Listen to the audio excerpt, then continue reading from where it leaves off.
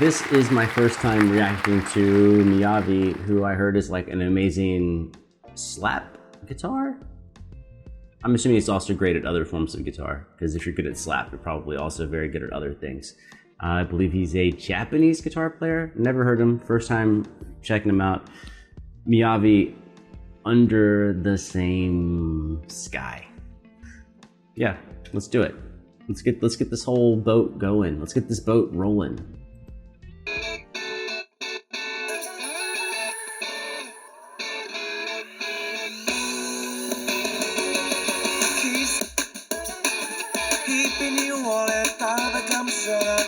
Oh, he's super tall. I'm already jealous.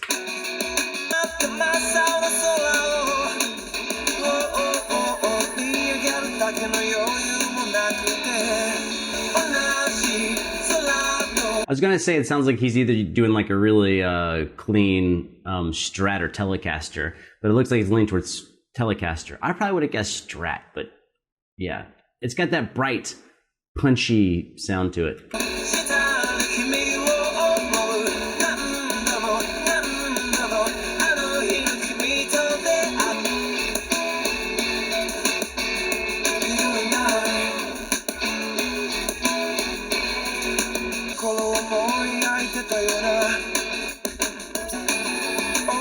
Yeah, I've never really heard all these sounds together. He almost has like an aggressive Fender style sound, like almost like a Stevie Ray Vaughan or John Mayer tone, but it's in this rock-ish J-rock type of thing, which almost is the speed of like an anime soundtrack. But he's also singing, but he's not singing in an anime style. He's singing like a regular pop style. So it's almost like we're at like 4 different genres of music kind of smashed together.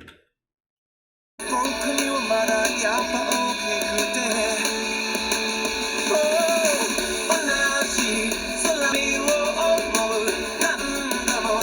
kind of like that haircut. I'm like, maybe I could steal that.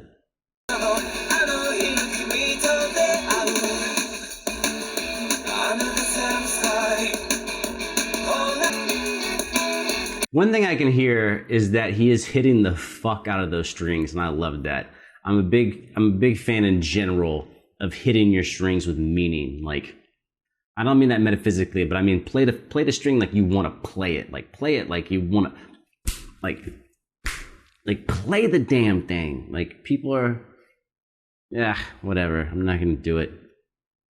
Just play the damn string. People are like, I'm gonna be all soft and beautiful. It's like, no. Be loud and beautiful. Don't be soft and beautiful. Be loud. In post, we can turn you down, but play it hard.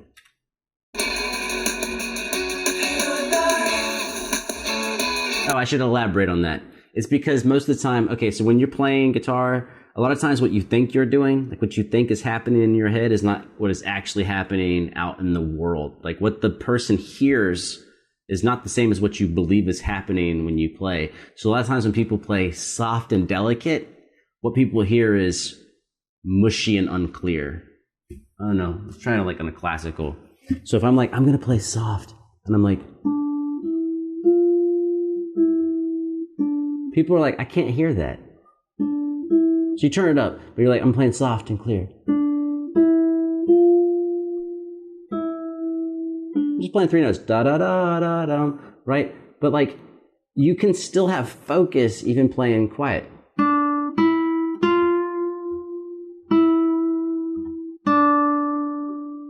Right? And you even play with more power if you want.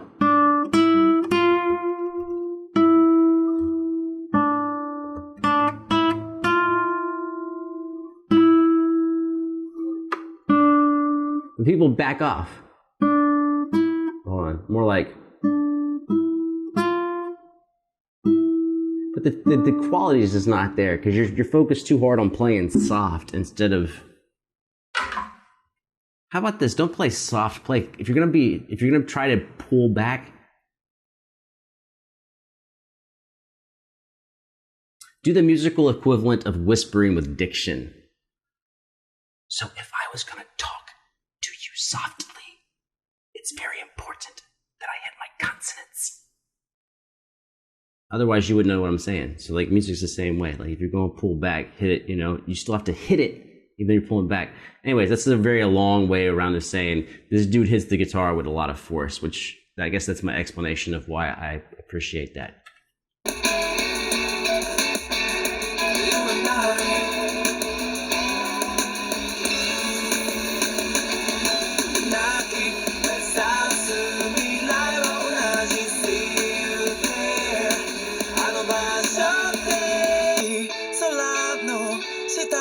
Did y'all catch she has a raised platform on stage? Look. I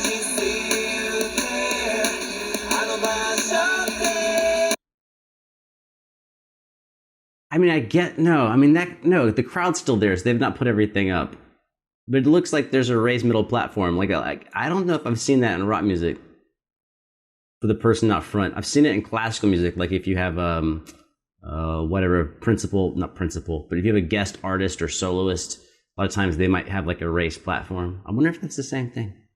Anyways, we were 15 seconds in the future.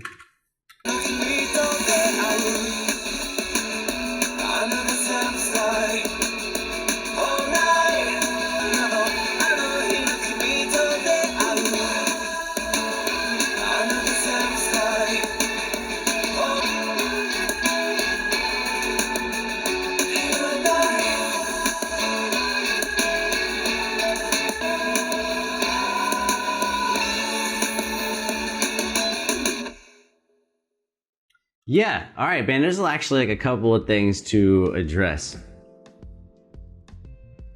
I think the least important of which is whether or not, like, I love that song. No, I don't love that song. I don't dislike the song. To me, it's very, okay, if you were live streaming and I was watching you and you had that song on in the background turned down halfway, fine. Great song. Or maybe if I'm even like gaming, a good song for the background. But as far as me just like listening to it, walking around, no, it's not one of those for me. But I think more important than that is that, right, I'm assuming his name is Miyavi. There's a whole band, but I'm assuming his name is Miyavi. He's the guy, he's like the person out front. And what I think is really striking about this track is usually when you're the person with the name and you're good at whatever it is, bass, guitar, singing, whatever, usually you design songs where you're at the very top of the mix, like you're showcasing the whole time. But this song, his guitar is actually pretty buried in the mix. I can tell by his sound that he is like the guitar player, like he's the guy. But I think this is one of those intentional things where I'm assuming this is like way later in his career, but I didn't see the videos, but I saw some thumbnails for like 7 years ago, which, by the way, John Mayer went through this, which was when Mayer focused on his guitar playing being the primary element of the music. He found himself, there's some like really old articles where he talks about this. He realized he was limiting his audience. He's really limiting what he could do, and was building an audience that he wasn't necessarily excited about building. That when every song, his guitar playing is the primary focus, then he builds an audience where people just expect him to play guitar, and if he doesn't shred, then they don't care. And that's when he turned into playing more pop stuff. Very young, probably. Dude, I don't even know. 2000. Probably did this shit back in 2006, 4, 5, somewhere back there. But he was like, wait a minute. The guitar virtuoso game is a game where even if you win it, you still kind of lose, because then every show you play has to be guitar virtuoso show. And your whole audience is people wanting you to be guitar virtuoso. Now, I have not seen this guy shred, but I'm assuming if he's been around for 8 years and he has all these videos that are describing him as a god of guitar, he probably is an insane player. So I think it's really important? No, not important. Revealing. It's very revealing that the guitar, even though it is aggressive, is very low in the mix. And it is not the prominent aspect. And in fact, if this had not been recommended to me as him being a guitar player and you just played this track for me, I would have assumed this was a singer's track and that the artist was a singer. I would have not thought the artist was a guitar player, and I would have thought, hey, that guitar is kind of cutting in the back. Whoever's in the rhythm section playing guitar is doing like a really good job. I would have never thought that the actual focal point, the actual famous person of the group, was the guitar player. I think the actual musical structure of the piece, and from loud to soft, like where the guitar is in the mix, I think that's the most interesting thing about the song. Not even the song. The song's just like regular old rock pop. But yeah, taking something you're great at and letting it be a backseat, sacrificing some of the spotlight to make the overall composition better, is usually a sign of maturity. I don't know if any of you guys follow NBA, but I was watching some of The Shop, and Kevin Love was talking about that with LeBron James, where Kevin Love was the star of his team, took all the shots, he was the guy, but their team was not a winning team. They didn't make the playoffs, they didn't have a championship. So he goes and joins LeBron, but he has to go from being the guy to being number 3 behind LeBron and Kyrie, and having to learn that maybe sacrifice. He's able to make shots, he's able to be the superstar, but he's not able to be the superstar on a winning team.